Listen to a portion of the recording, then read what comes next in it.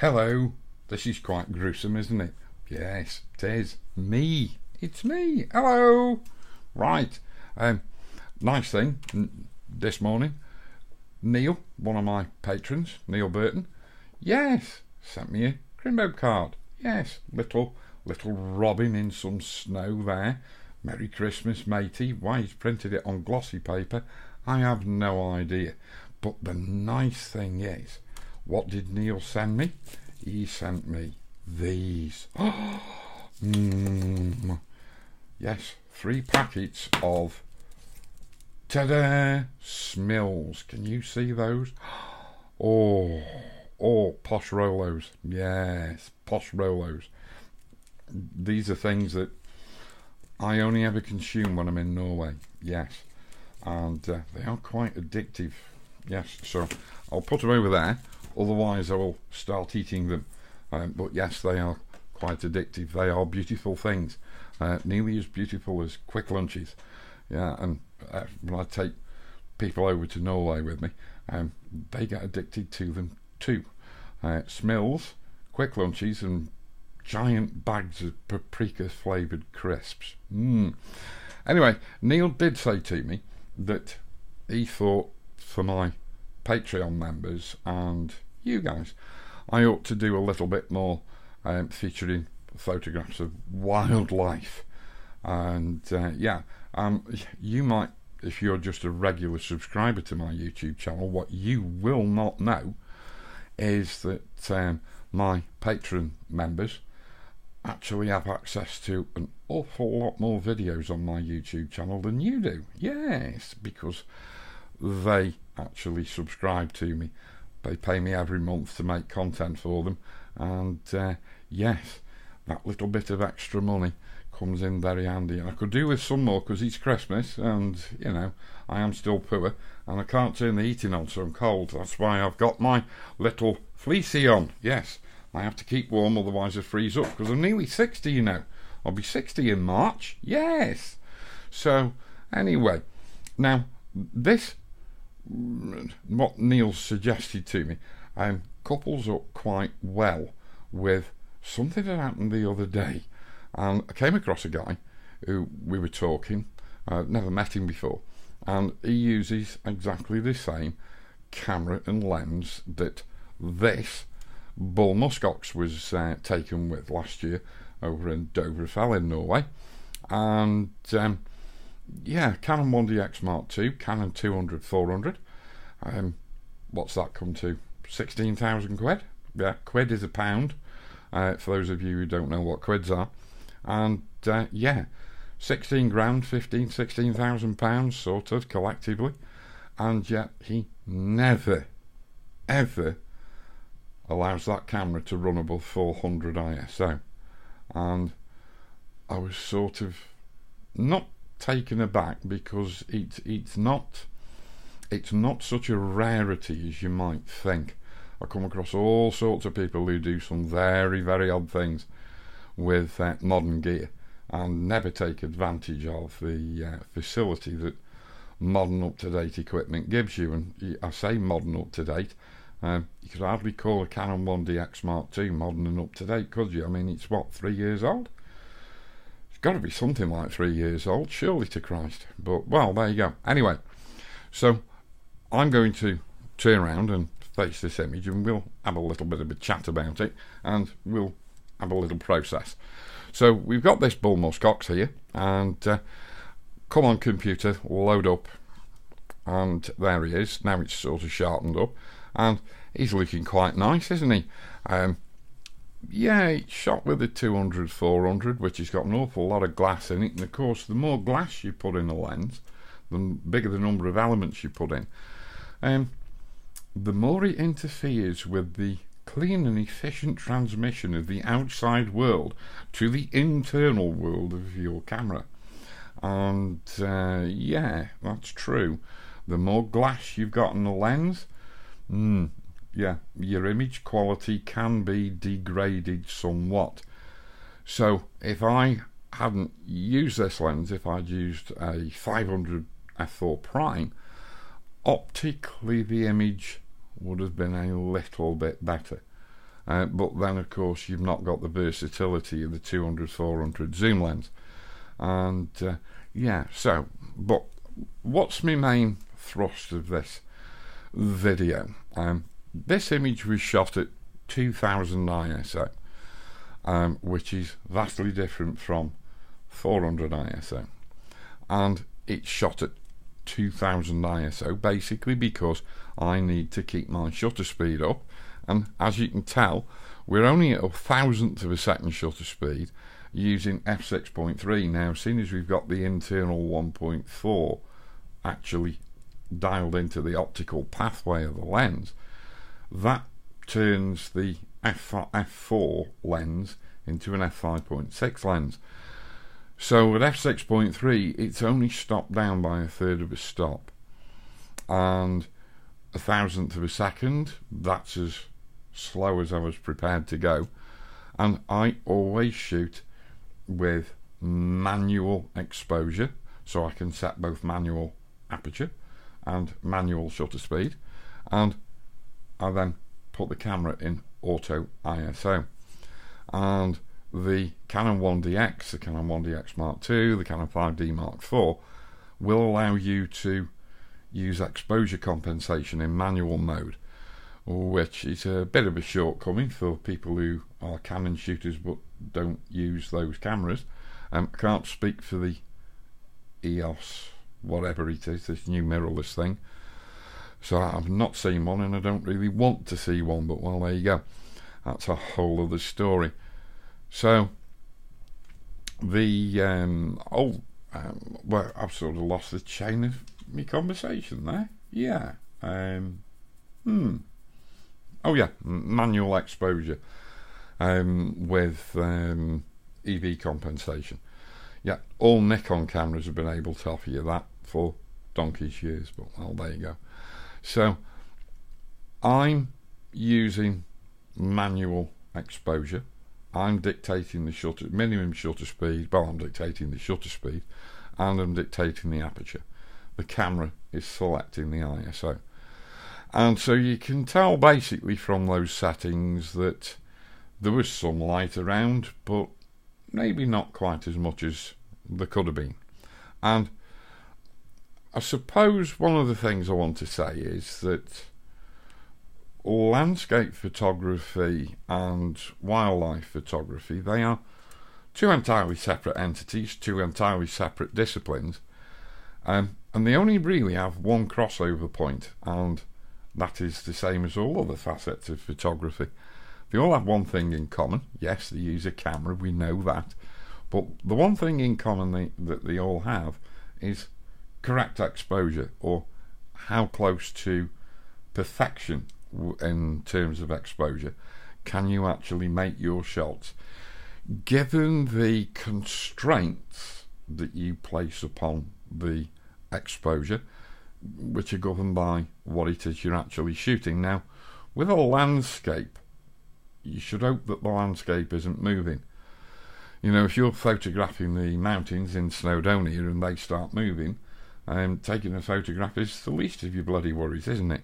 So what we've got to do is use settings that are suitable for what we're doing. And of course, wildlife settings are governed by the equipment you're using and the subject you're photographing, and they put a heck of a sight different set of constraints on your picture taking as you will get if you use something like a 21mm wide angle lens and you're out there taking photographs of the English landscape or the landscape in any other part of the world. Not that it makes any difference, it's just the actual physical constraints of what it is that you're doing are all different, but you're always striving for good exposure, because you have to treat digital imagery just like we used to have to treat colour slide film. In other words, we have to expose for the highlights and sort of hope and pray that the shadows come out all right. But as long as we're exposing for the highlights and we're exposing the highlights as far to the right as possible, we're always guaranteeing that our shadows are going to have the maximum dosage of light during that shutter opening period. that they could possibly have. So that's the way you have to think about taking pictures. You can't sit there relying on highlight and shadow recovery and the likes of Lightroom, because highlight recovery doesn't blooming work and shadow recovery just increases noise. So anyway, to get back to this shot, so this is the shot. I've done a quick process on it in Lightroom. It's no great shakes, but what does the image look like before processing? And it looks like this on the left. Now this shot on the left is not straight out of it, well, it is straight out of the camera, but that's not what it looked like on the back of the camera. And even what it looked like on the back of the camera is only a quick on the fly JPEG that the camera makes, so you can see it on the back of on the back screen of the camera. The actual reality is of the raw file is a bit more like the image on the right, but somewhat darker and a lot flatter.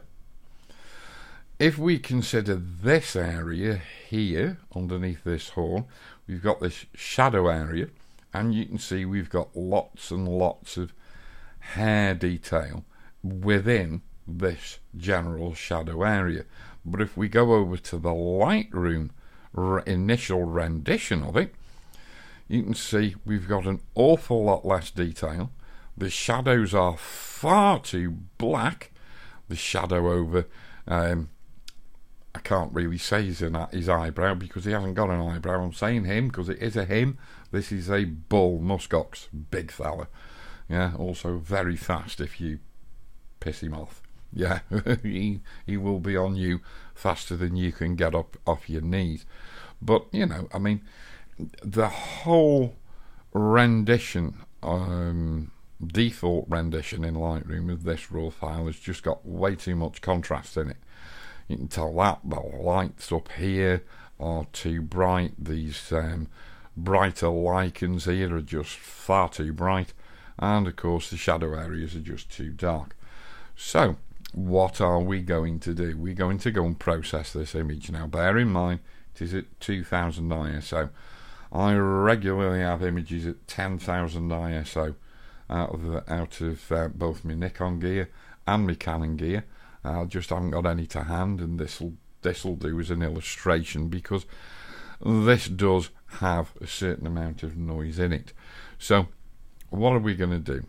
We're actually going to hit reset, and we're going to come out to a single view, and I'm going to go over and use my preset, my custom preset. This is this process version swap, and there it is. Now the image has gone sort of all dull, flat and horrible, but this is actually not far off what the raw file actually looks like with no developed settings applied to it, either in the front GUI of Lightroom or behind the scenes in the background, because that's what was happening before. All of the nasties that Lightroom puts on in the background. And you know, you can argue as much as you like with me, because at the end of the day it all comes down, this is photography we're talking about, so it comes down to the images. We can see detail in this shadow area here that we can't see in this shadow area here. This is what Lightroom wants to do to your image. This is what I've made Lightroom do to the image. And you can also see it looks less crunchy and, up to a degree, less noisy. And we haven't done anything apart from take off all the background crap that Lightroom put on the image in the first place. So what we need to do now is to make this image look a little bit less flat, dull and boring, don't we? Okay, now you've already seen that I've already done that, so we're going to get on and process this image and try and keep it noise free, but get it to a point where we can use it as a commercial image, or we can make a nice print out of it. The first thing I'm going to do, because I don't like the composition, I don't like this, because I've got too much out of focus foreground in the image, so I'm actually going to crop this to a 16:9 pano. So we'll just do that, and then I don't think that looks too bad. I'll just leave it as it is and call it done. We won't start messing around with the composition.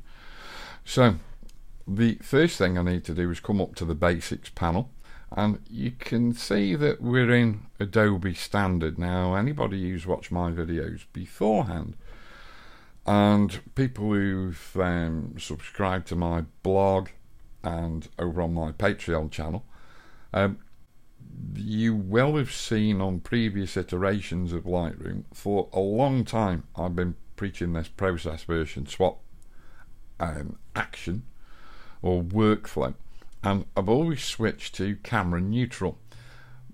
But in this latest iteration of Lightroom, Adobe have been doing some tinkering, and now camera neutral makes the image go slightly darker and puts a boatload of contrast in it, which is not what we want. So 99 times out of 100 with the latest iteration of Lightroom, I actually leave it in Adobe Standard. What else do we need to do? I'm going to add, you can see the whole process version swap has automatically knocked a stop of exposure out. So I'm going to actually take that up to just 0.4 of a stop.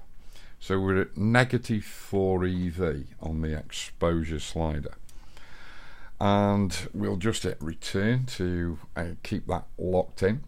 I'm then going to add a little bit more contrast back in, and we'll probably take that to around about -18, -15, and now he's not looking too bad at all.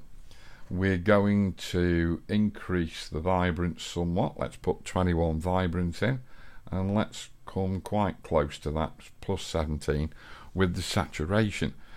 Now it's not looking too bad at all, and if we go back to our original, there's our original, and here's our new version of the image with a partial process on, and you can see we've got the contrast a lot more under control, and the colours are all where they are in this Lightroom interpretation.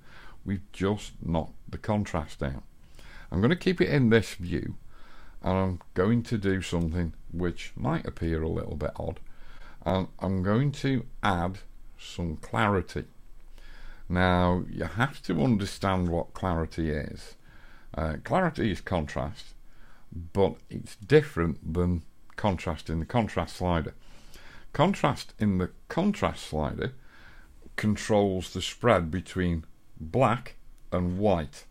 Yeah, so if you increase contrast, you push black and white closer together tonally, and what you end up doing is crushing your midtones, and 99.9% of the detail information in your image is actually contained within the midtones. So what we want to do is go negative on the contrast to spread black and white further apart, but then use clarity to build up the contrast in the midtones. Hope you sort of understand that. So we're going to, well, we've already done so. We've put +20 clarity in, and if we take the two images up to 100%, they're not looking all that different from each other, apart from the fact that we can now see into all of these dark areas, and you'll notice there is so much less noise it contained within the image. Now there's another little wheeze that we can use. I'll do it on this image. This image doesn't really need it, but sometimes when you increase that clarity, it can sort of spread out into the upper shadow areas, and things start to go a little bit dark again.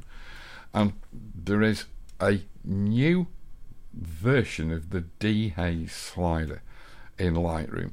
As far as I'm aware, if you make it go positive, they haven't changed what it does, but if you send it negative, oh boy, it's really now becoming one of my favourite little tools and little dodges and wheezes in Lightroom, because if I make it go negative, see how it opens the image up, and it's brightened the image, it's got more control over contrast, and we haven't really built up anywhere near as much noise in the image by brightening the image this way as we would have done if we'd have brightened it on the exposure slider. So that's just one thing to bear in mind, and I think it doesn't, this image doesn't really need it, but I'll leave it at -20 and just hit the return key to lock that in, and I'll come out to a fit to screen view, and then I'm going to get a graduated filter, and I'm going to bring it up from the bottom up to round about the top of his shoulders there, and I'm going to uncheck that selected mask overlay because I don't want to see that, and I think we will just add just not quite 2/10 of a stop of exposure. We will then add some clarity, and we'll add some dehaze, just around 10-12, and maybe we'll actually drop that exposure back, and then maybe pump up the saturation a bit.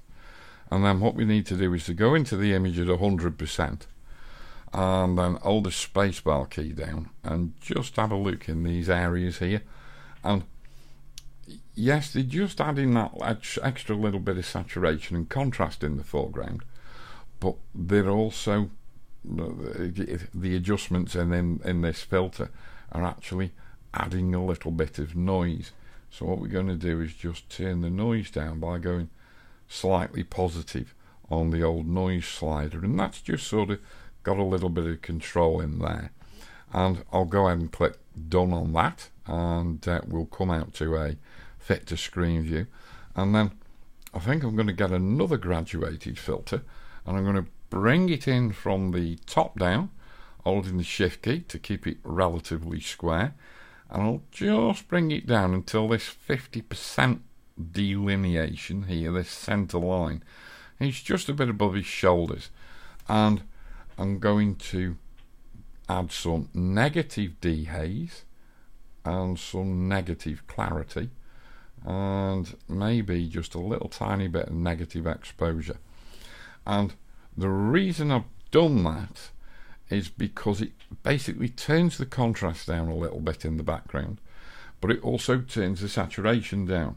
Now when things get further away, they become less contrasty and less saturated. So what we're doing is, by adding this in the background and adding what is in to all intents and purposes its inverse in the foreground, we're actually creating a small degree of the illusion of visual depth in the image. So the only thing is, I don't want it to affect the actual muskox itself, and you can just see there's little tinges of the filter in there. So we're just going to pick up the brush tool, we're going to click on erase, we'll use auto mask, and we will just remove that mask, or the effects of that mask, from just the top part of the shaggy shoulder hair on this big bull muskox, and we'll go ahead and click done on that, and then I'll go a little bit kitsch, and we'll just put a little bit of negative post-crop vignetting in there, and just darken the corners down and the edges just a little bit, and yeah, there we go. So if we now come to our before and after shots, and we go into a 1:1 view, and we just wait for this to load up, there we go, there's our processed image at 2000 ISO, and there's our unprocessed image at 2000 ISO. So yeah guys, hope that's been useful to you, and if you feel generous, because it is Christmas. If you like this sort of video and you like the videos I've got on my channel, why don't you go and subscribe to my Patreon members site, and then you can gain access to all the other videos and information that are on there that you can't actually see. Anyway, there you go. Be nice if you did. I won't hold it against you for very long if you don't. So if I don't speak to you before Christmas over here on my free part of me YouTube channel, have a good one. I'll see you in the new year. And yeah, I will see you. Yeah, I will. Yeah. Tooroo.